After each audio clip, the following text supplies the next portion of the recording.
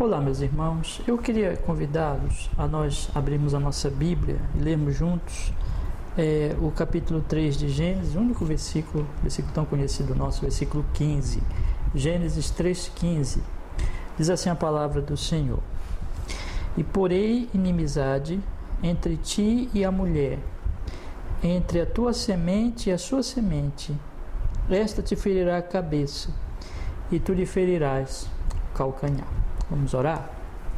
Senhor, perdoa os nossos pecados, em nome de Jesus. E em Cristo, Senhor, nos abençoe para que nós possamos, nesse momento, entender a Tua verdade pelas Tuas Escrituras, ao mesmo tempo que abras o nosso coração para receber essa verdade, Senhor, essas verdades, e sermos edificados, sermos fortalecidos, e abençoa não só agora, mas esta série de estudos. Nós oramos em nome de Jesus e nós agradecemos. Amém e amém. Meus irmãos, nós estamos na série A Igreja e a Nação. Hoje eu quero, ainda dentro da primeira fase da série, que é mostrar a realidade, como os irmãos bem lembram, desde o início, na nossa introdução, nós queríamos abordar a questão dessa série, o assunto dessa série, a Igreja e a Nação, em dois campos. Primeiro, mostrando a realidade pelas Escrituras, por aquilo que a Palavra de Deus mostra para nós. Segundo, a respeito da ação que a Igreja deve ter exatamente na nação, influenciando a nação, beneficiando a nação. Nós já vimos aqui vários assuntos. Nós vimos, irmãos, que do homem só vem o mal, a degradação, de Deus é que vem a salvação. Vimos que existem as duas cidades, a cidade dos homens, a cidade de Deus, que a igreja pertence a uma outra cidade. Vimos sobre que dentro da cidade dos homens existe uma construção de uma tradição cultural perversa, como também de uma inovação cultural perversa.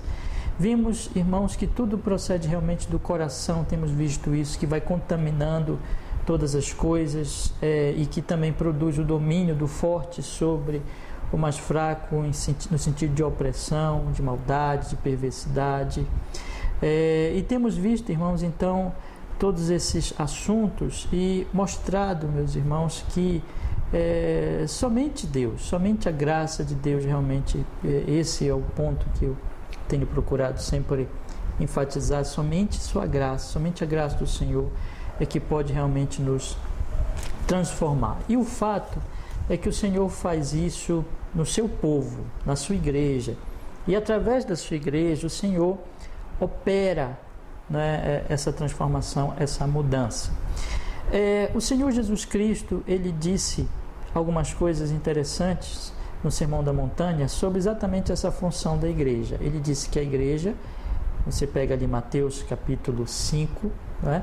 Que a igreja é o sal da terra, que a igreja é a luz do mundo, que os discípulos do Senhor, né, são o sal da terra, são a luz do mundo, ou seja, eles têm uma função em que eles exercem uma influência benéfica, eles exercem uma transformação sobre as pessoas, né, que estão no mundo, no sentido como o sal faz, né? O sal, você põe o sal no alimento, ele produz ali um efeito benéfico sobre o alimento. Jesus disse também que nós somos a luz do mundo. Nós sabemos o que a luz faz, como a luz é importante, como sem luz o ambiente ele fica mesmo perigoso. É difícil enxergarmos o que acontece ali sem uma iluminação apropriada no ambiente, mas o Senhor Jesus Cristo disse que a igreja é luz. Então a igreja, mais uma vez ali, há um ponto ali, como na primeira comparação, de que a igreja ela tem a sua influência sobre a sociedade, sal da terra, a luz do mundo. Então a igreja tem essa influência benéfica sobre a sociedade, sobre o país, sobre a nação. O apóstolo Paulo também disse que a igreja é coluna e baluarte da verdade, não é?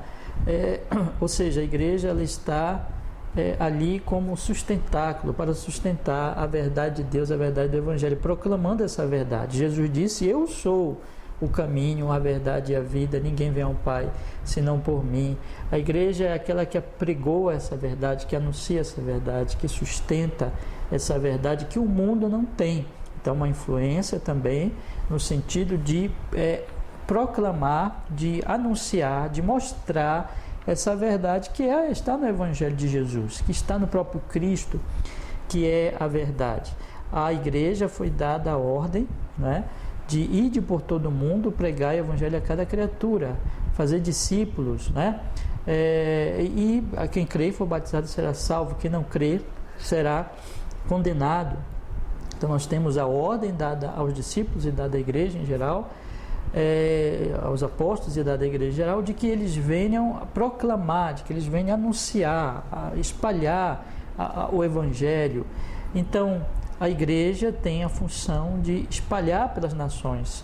Está também em Atos capítulo 1, versículo 8, aquele grande também muito conhecido texto, quando nosso Senhor, ele diz, mas recebereis o poder ao descer sobre vós o Espírito Santo, ser meus testemunhas, tanto em Jerusalém, como em toda a Judeia e Samaria e até os confins da terra. Ou seja, o Evangelho iria se espalhando de localidade em localidade, nação em nação, iria sendo espalhado pelo poder do Espírito Santo a partir do Pentecostes, e é isso que realmente aconteceu desde daquele grande e poderoso evento do Pentecostes que nos é narrado ali em Atos capítulo 2. Também a igreja é dito por Pedro, por exemplo, o outro apóstolo, né, o grande apóstolo Pedro, que o Senhor nos salvou, nos trouxe para o reino, nos transformou, né, nos fez a sua obra na nossa vida e nos fez aqueles que anunciam, né, as virtudes do Senhor, né? Gostaria inclusive de ler aqui aos irmãos esse texto que está em 1 Pedro, no capítulo 2, onde o apóstolo Pedro, ele nos diz exatamente assim, meus irmãos, mais uma vez, se alinhando também a esses textos que eu já tenho relembrado dos meus irmãos, sobre a função da igreja como apregoadora da justiça, do Evangelho, da verdade, que há no nosso Senhor e Salvador Jesus Cristo. Então veja o que Pedro diz, ele diz aqui no capítulo 2, mas vós, versículo 9, mas vós sois geração eleita, sacerdócio real, nação santa, povo adquirido, para que anuncieis as virtudes daquele que vos chamou das trevas para a sua maravilhosa luz. Então ele nos chamou das trevas para a maravilhosa luz, ele nos tirou do reino das trevas para o reino do Filho do seu amor, ele nos trouxe para a luz, para que nós anunciemos as virtudes daquele que nos chamou.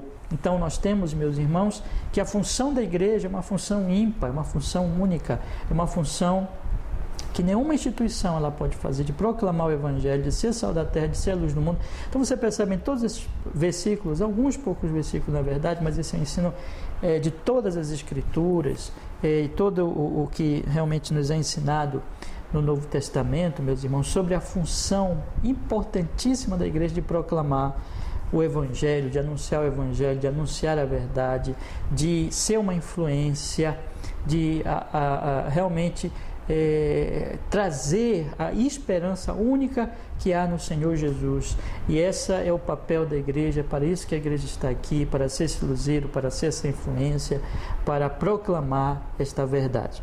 E eu li com vocês esse texto, meus irmãos, de Gênesis capítulo 3, versículo 15, que nos diz: e porém inimizade entre ti e a mulher, entre a tua semente e a sua semente, este te ferirá a cabeça e tu lhe ferirás o calcanhar, para mostrar exatamente, irmãos, que quem primeiro proclamou o Evangelho, quem primeiro anunciou o Evangelho foi o próprio Deus, foi o próprio Senhor.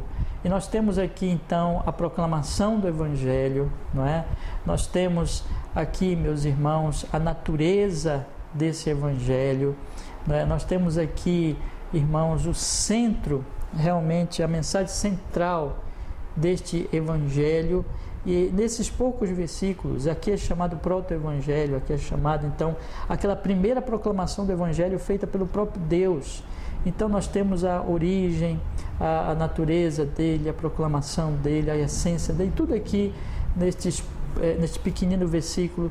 E nós vamos observar, irmãos, que todas essas coisas que dizem respeito então da origem, da natureza, da essência, do Evangelho, do propósito do Evangelho, todas essas coisas que estão já neste versículo, meus irmãos, vai aparecer exatamente nessa obra que Deus estará fazendo através da igreja de Deus, da sua igreja, de elevar o Evangelho, de proclamar esse Evangelho, de trazer realmente essa mensagem transformadora, a única esperança, o poder de Deus para a salvação daquele que crê para o mundo. O que eu quero tocar agora neste momento, meus irmãos, é que somente o Evangelho é a esperança, somente Cristo é a esperança para esse mundo. Por tudo aquilo que nós já temos falado, por tudo aquilo que nós já temos mostrado, que, bom, existe a cidade dos homens, a cidade dos homens está em pecado, dominado pelo pecado, a cidade da queda, a cidade que o destino dela é a destruição, a cidade que já falamos várias coisas aqui durante esses estudos, a cidade da ilusão, a cidade da morte, a cidade da perversidade, a cidade da opressão, a cidade do ódio, a cidade em que todas essas coisas terríveis são normais, a cidade de Caim, não é? Que voltou as costas para Deus, que odiava, que produziu assassinatos, mortes e assim por diante. Essa cidade, irmãos, em si mesma ela está perdida, não há esperança nela, não há salvação nela, o final dela é o inferno, é a destruição. É a cidade, usando por exemplo também a alegoria, né, de John Bunyan, como o cristão que saiu daquele local ali, queria ser destruído. Então nós temos ali a cidade que vai ser destruída, que vai pegar fogo, que vem sobre ela a terrível ira de Deus. Então nós temos, irmãos, que não há esperança realmente para esta cidade, e que a esperança única é aquele Evangelho, é a verdade, a boa notícia em Jesus Cristo, e é através da igreja, irmãos, da sua proclamação e da sua vida, como nós vimos em todos esses versículos que eu citei no início, que essa esperança ela é pregoada, não mais em nenhuma outra instituição, não mais por nenhuma outra instituição, mas é a igreja reunida, proclamando, a igreja vivendo o Evangelho, onde cada membro está ali atuando na sociedade, que também, não é, que vai proclamar e que vai anunciar e que vai mostrar essa verdade no Senhor Jesus Cristo. Eu gostaria de olhar para esse Evangelho, para essa mensagem, para essa proclamação, meus irmãos, dessa mensagem bendita, dessa salvação bendita, um pouco aqui desses versículos, irmãos, tirarmos alguns pontos que vão ser característicos, como eu disse já há pouquinho, dessa proclamação, desse anúncio, dessa obra da igreja, desse Evangelho bendito, dessa mensagem, enfim, dessa influência, né, que a igreja vai ter, que vai se mostrar aí por todas as Escrituras Sagradas, meus irmãos. Então vamos observar aqui. Porém, inimizade entre ti e a mulher, entre a tua semente e a sua semente, esta te ferirá a cabeça e tu lhe ferirás o calcanhar. A primeira coisa que nós observamos aqui, que vai ser muito importante, irmãos, por todo esse trabalho da igreja, é que a salvação, já temos visto isso, aliás, já vimos isso, especialmente no último estudo, né? A salvação está tão somente no Senhor. Deus é quem opera essa graça. Deus é que opera através dessa mensagem. Deus é que nos concede essa bênção do Evangelho. Ele diz: eu porém inimizade entre ti e a mulher, entre a tua semente e a sua semente. Esta ferirá a cabeça e tu lhe ferirás o calcanhar. Só Deus poderia fazer isso. Quando você pega Gênesis 3, é triste demais. É muito triste. Mas aqui há muita graça manifesta em vários momentos aqui desse texto, irmãos. Mas eu quero enfatizar essa graça no sentido maior de todos que está no texto, né? Que é exatamente o anúncio, esse proto-evangelho, esse anúncio do evangelho. E nesse anúncio nós já temos aqui, irmãos, que é de Deus, que Deus que opera isso, que Deus que diz: eu vou pôr. Deus é que age criando, transformando, resgatando o seu povo, criando, enfim, a igreja, dizendo: eu porém inimizade entre ti e a mulher, entre a tua semente e a sua semente, ela te ferirá a cabeça, te ferirás ao calcanhar. De que haveria um povo que seria perseguido, de que o calcanhar, como diz aqui, ferirás o calcanhar, seria ferido, seria perseguido, seria um povo diferente do povo da serpente, né? Da semente da serpente. Seria diferente da cidade dos homens. Seria diferente. Quem operaria isso? Quem criaria essa inimizade entre a serpente e a mulher? Deus. Deus. Observamos então que isso é uma obra de Deus. A origem desse evangelho, a origem dessa salvação, a origem dessa mensagem e dessa obra de salvação, a origem dessa boa notícia, enfim, está no próprio Deus. Segundo lugar, meus irmãos, isso nos é anunciado. Isso nos é anunciado. E nos é anunciado em primeiro lugar pelo próprio Deus. É o próprio Deus que ali no Éden, que ali no local da queda, da alta traição dos homens contra Deus, é Ele quem primeiro, porque tudo é graça, é Ele quem primeiro fala, é Ele quem primeiro anuncia isso. Ele diz: eu farei isso, eu trarei salvação sobre a humanidade, eu proclamarei, eu estou proclamando, eu estou dizendo que eu porei esta inimizade. Ele proclama, ele anuncia, ele fala ao casal traidor e a toda a humanidade, na verdade, que há esperança, que há salvação. Então, ele que fala isso, e tão somente ele que fala isso, nem o outro fala em primeiro lugar, mas ele. E, na verdade, nós podemos dizer que é sempre ele que está falando, porque ele fala através de todo o Antigo Testamento, por seus profetas, que virá esta mensagem. Ele anunciou que Jesus viria, que viria esta semente, enfim, este descendente, enfim, que iria pisar na cabeça da serpente.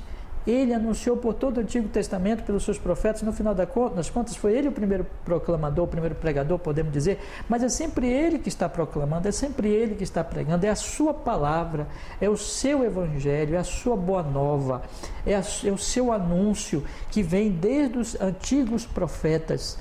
Mas é ele também que anunciou pelo próprio Filho, o Verbo de Deus, o Verbo divino, aquele que nos anunciou Deus, aquela testemunha celestial que veio do céu para trazer para nós a sua mensagem, a sua palavra, aquilo que ele realmente quer que nós saibamos, ou na linguagem de Hebreus capítulo 1, que nos informa que, havendo Deus falado de muitas formas e de muitas maneiras aos pais, pelos profetas, hoje nos anunciou pelo Filho, que é a expressão do seu ser. Nós temos então que o próprio Jesus veio, e o próprio Jesus continua falando, não é? Através dos seus apóstolos. Ele é o Verbo, ele é a palavra. Então é o próprio Deus falando em Cristo, que é Deus, a segunda pessoa da Trindade, o enviado, a testemunha, que na verdade esteve falando também aqui, que Deus está falando, Cristo está falando, o Verbo está falando também desde o Antigo Testamento. Nós temos então, meus irmãos, que sempre é Deus falando. Pegamos, por exemplo, o Atos dos Apóstolos, está sendo publicada aí em livros, e também os vídeos das exposições do saudoso reverendo Paulo Anglada em Atos dos Apóstolos, excelentes exposições que eu recomendo a todos meus irmãos, em Atos dos Apóstolos, onde ali o pastor Paulo Anglada, ele coloca de uma maneira muito, muito precisa, muito clara, de que o Senhor Jesus fazendo a sua obra, falando, curando, operando, por seu Espírito Santo, através ali dos apóstolos, né, que o Espírito Santo está agindo. Então, sempre é Deus que está falando, sempre é Deus que está anunciando. Quando a palavra de Deus, o Senhor Jesus disse: ide por todo mundo, pregar o evangelho a cada criatura, quem crê e for batizado será salvo, quem não crê será condenado. De quem é essa mensagem? De Deus. Deus que está falando, Deus que está anunciando. essa mensagem. O centro dessa mensagem qual é? Então vimos, ela é de Deus, ela é uma obra de Deus, o Evangelho é de Deus, é a graça de Deus, só Deus poderia fazer isso. Deus é o proclamador sempre. E qual é o centro dessa mensagem? Cristo. Cristo que está ali, que através de quem viria essa salvação. Cristo que pisaria na cabeça da serpente. Por inimizade entre ti e a mulher, entre a tua semente e a sua semente, esta te ferirá a cabeça, esta semente ferirá a cabeça e tu lhe ferirás o calcanhar. Então, o centro, o Salvador, o Redentor é o Senhor Jesus Cristo, e Ele que pisaria na cabeça dessa serpente. Então, o centro dessa mensagem sempre é Jesus. É Jesus que Deus está anunciando. É Jesus o Redentor, o único Salvador, o único meio que Ele está anunciando, que Ele anuncia por todo o Antigo Testamento, que veio aqui para morrer por nós. É o Verbo de Deus, que os apóstolos anunciaram, que a igreja tem anunciado por todas as eras da história da igreja, e que continuará anunciando até a volta de nosso amado Salvador Jesus Cristo. Sempre, o centro dessa mensagem, a proclamação dessa mensagem é a salvação unicamente, tão somente em Cristo Jesus, o solus Christus, e somente através de Jesus, na sua morte na cruz, na sua morte expiatória, é que nós podemos encontrar redenção, salvação, libertação de toda essa situação em que o mundo se encontra em queda, em perversidade e em maldade. A outra coisa que é importante, nós já vimos Deus é que opera, já vimos que a proclamação é sempre Deus que está fazendo, que o centro dessa mensagem é Cristo. E a outra coisa que está acontecendo aqui é que Deus está criando um povo esse que será, vamos dizer assim, por todas as escrituras vai mostrar, o detentor dessa verdade, o anunciador dessa verdade, aquele que proclamará essa verdade, aquele que demonstrará no seu viver, na sua comunhão interna e também agindo no mundo, essa verdade, esse evangelho transformador, esse bom perfume de Cristo, esses ares refrescantes celestiais da cidade de Deus, do reino vindouro, o reino esse que já habitará entre nós, na igreja. A igreja, que quando ele fala, por inimizade entre ti e a mulher, entre a tua semente e a sua semente, esta te ferirá a cabeça e tu lhe ferirás o calcanhar. Meus irmãos, nós temos aqui, meus irmãos, que haverá sempre esse povo, e quando você lê Gênesis, você vê que sempre há esse povo, esses dois povos, na verdade, o povo de Deus anunciando ali, proclamando ao mundo, anunciando ao mundo a esperança, e que vão ali se agregando a eles, aqueles que são realmente eleitos, e que esse povo vai fazendo realmente a diferença, a igreja e a nação, a igreja na nação, esse povo vai agindo de maneira que a sociedade, ela vai sendo influenciada por esse sal, por essa luz. É a igreja de Deus, é o povo de Deus, é a semente da mulher, aquele que na verdade vem da semente, que é aquele realmente que é a semente, que é o próprio Jesus, que Ele é a raiz, Ele é o Redentor, Ele é o cabeça, Ele é a videira verdadeira, Ele é o edifício, Ele enfim, aquele através do qual a igreja é formada, no qual a igreja é formada, Ele é a pedra da esquina, e nele todos estamos fundamentados, unidos, por obra e graça do seu Espírito. Jesus, nele temos toda a esperança. O povo de Deus, a igreja de Deus, aqueles que estão unidos agora. Esta igreja é obra dele, é obra da graça, é um milagre, na verdade, e através da qual ele estará então operando, anunciando, chamando, iluminando, é através do povo de Deus. Que coisa maravilhosa! É o povo da esperança, é o povo que mostra uma outra vida, um outro mundo absolutamente diverso desse mundo mau e caído, cheio de efeitos da queda e do pecado, porque é o povo da redenção, do segundo Adão, do livramento, da salvação, da obra e da graça do Espírito Santo de Deus. É o povo então da transformação, é o povo do Evangelho. E queremos dizer também, em último lugar, meus irmãos, que isso vai se manifestar aí por tudo. Esse versículo também mostra que através desse povo que Deus então estará operando, criando, e Deus trará um efeito exatamente transformador, né? Então vimos aqui que Ele está criando esse povo, e através desse povo, quero enfatizar esse último aspecto agora, Ele estará transformando as pessoas, transformando as nações, A igreja, volta ao meu primeiro ponto, é sal e luz. A igreja é coluna e baluarte da verdade. A igreja existe para proclamar as virtudes daquele que vos chamou das trevas para a sua maravilhosa luz.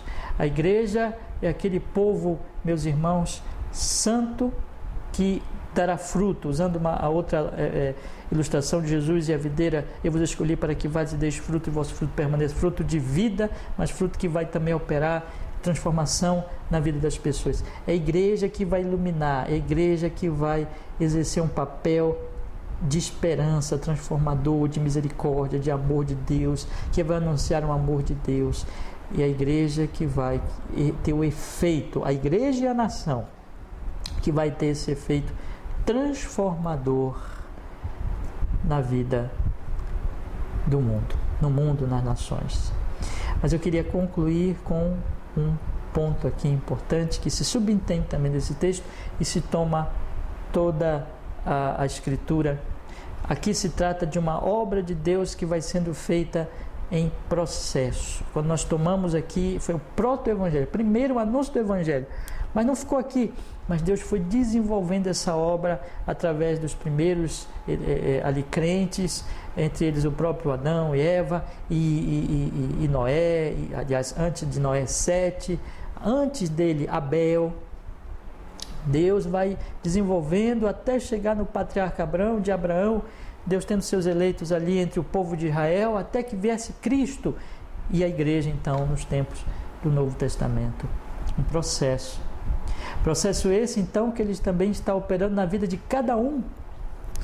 De cada um, porque crescer na graça e no conhecimento do Senhor, desenvolver a vossa salvação com temor e tremor, em que Deus está vencendo e rompendo esta inimizade, destruindo esses efeitos da obra da queda, a carne, o mundo e o diabo, no processo que nós chamamos, enfim, dentro da nossa doutrina, de santificação. Nós temos a justificação, mas nós temos também a santificação.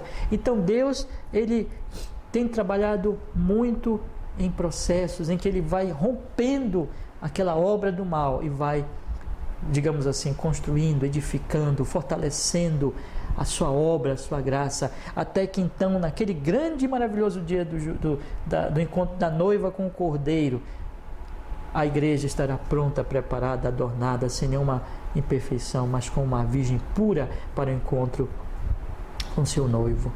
Deus está operando esta graça. Isso significa que aqui ainda há muita imperfeição, ainda há muito pecado, ainda é um processo que está acontecendo, meus irmãos, mas de fato é uma realidade que Deus tem o seu povo já, e de que estamos ainda no período, como também se fala em teologia, do reino, no sentido do já e do ainda não, mas é um reino de fato que já está entre nós, mas estamos esperando a plena consumação no futuro, mas é um processo que o Senhor Deus está operando, que o Senhor Deus está fazendo entre nós, e Ele está fazendo na igreja e pela igreja, por meio da igreja, neste mundo, meus irmãos, e que se consumará um dia um novo céu, com uma nova terra, com o reino de Cristo, e tudo isso Ele está operando na igreja. Irmãos amados, essa é a obra de Deus, por isso há esperança, por isso nós queremos agora, a partir de hoje, falar dessa segunda parte, dessa segunda grande e maravilhosa obra, e a partir daqui então prosseguindo nossos estudos, que vocês continuem nos acompanhando nesses estudos. Se você perdeu algum estudo, eu quero lhe incentivar, volte lá, estão todos lá no nosso canal, assista, temos uma lista lá de todos os estudos, se eu não me engano já temos aí 12, 13 estudos, não lembro agora exatamente, mas acompanhe se você perdeu algum e vá acompanhando. Todas as terças-feiras estarei publicando então, e vamos adiante. Semana que vem, se Deus quiser, estarei prosseguindo nesta grande e maravilhosa obra do Senhor na igreja e através da igreja, e vamos continuar abordando isso. Que Deus nos abençoe, que Deus nos edifique, que aprendamos cada vez mais nisso e clamemos ao Senhor: Deus, faz essa obra em mim e me usa para que cada vez mais o Evangelho se espalhe pela minha vida e pela vida da tua igreja, para a glória do teu nome, o Santo Evangelho de Jesus, na graça do seu Espírito. Vamos orar? Obrigado, Senhor, por essas verdades que temos abordado brevemente neste momento. Nos edifiques, nos fortaleças, para que possamos te conhecer cada vez mais e conhecer a sua obra, e proclamá-la por nossas palavras de vida, e ser do sal e luz, honrar o Teu nome. Ó Senhor Jesus, faz a Tua obra e que o Teu nome tão santo seja cada vez mais glorificado. Em Cristo oramos, ó Pai, e agradecemos. Amém e amém. Que a graça do Senhor Jesus, o amor do Pai e a consolação do Espírito seja com meus irmãos. Esteja oração com as suas famílias nessa noite de terça-feira. Que Deus lhe abençoe.